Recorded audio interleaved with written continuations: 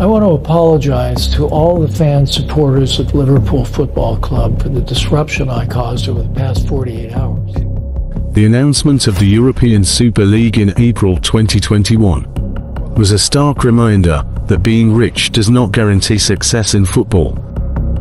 UEFA and the footballing world stand united against the disgraceful, self-serving proposal we have seen in the last 24 hours.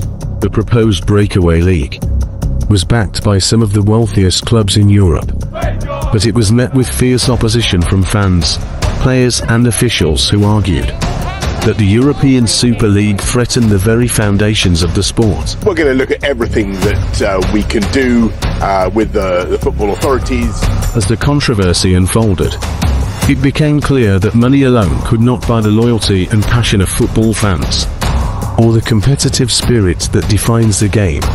The European Super League was a cautionary tale about the dangers of placing financial gain above the values that make football great, and a reminder that success on the pitch is earned through hard work, talent, and a deep connection to the fans who love the sport.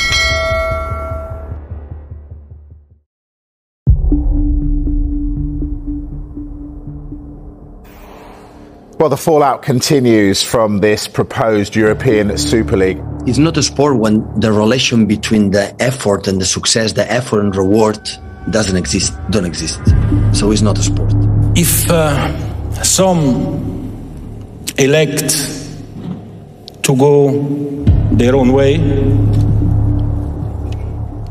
then they must live with the consequences. In April 2021, the football world was rocked by the announcement of the European Super League. Fans and officials were stunned by the proposal, which sought to create a breakaway league for Europe's elite clubs. The European Super League first presented the impression that it was an idea whose time had come. Some of the biggest names in European football, including Real Madrid, Barcelona, and Manchester United, supported the proposal. So all the Premier League club owners have signed that commitment. They will not be joining a breakaway Super League. The government white paper that is just going to come out, which is going to recommend the setting up of an independent regulator for football, the government in that will make it absolutely clear that clubs cannot join a breakaway Super League either. However, as the news of the European Super League spread, so too did the opposition towards it. Fans, players, and officials united in their condemnation of the proposal, with many accusing the founders of the league of putting profits before the sport.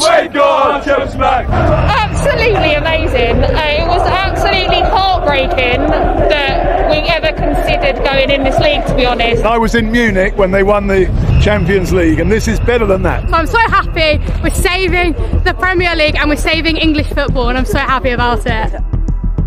Firstly, the European Super League would have been a closed competition, meaning that the participating clubs would not have had to qualify based on their performance in their respective domestic leagues. Instead, the founding members of the ESL would have been guaranteed a place in the competition every year, regardless of their performance in their domestic league.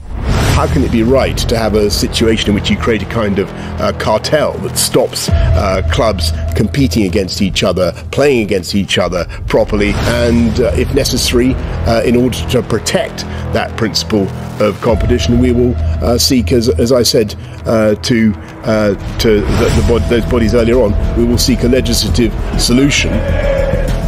The backlash was swift and intense. Fans across Europe protested outside stadiums, burning effigies and calling for their clubs to withdraw from the European Super League. We've seen over time fans taking clubs erode. I think it's important that we look at that to give fans greater influence and control. This is not the thing you have. Within 48 hours of the announcement, all 6 English clubs involved in the European Super League had withdrawn from the competition.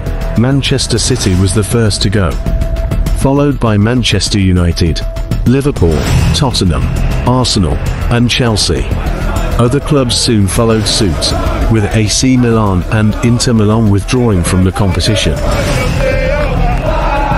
To be always be able to compete for the chance to play in Europe, and it feels that the Super League is against that, and so if we're in a place where it's stopping, as you say, then that's fantastic news. I want to apologize to all the fan supporters of Liverpool Football Club for the disruption I caused over the past 48 hours. The project put forward was never going to stand without the support of the fans.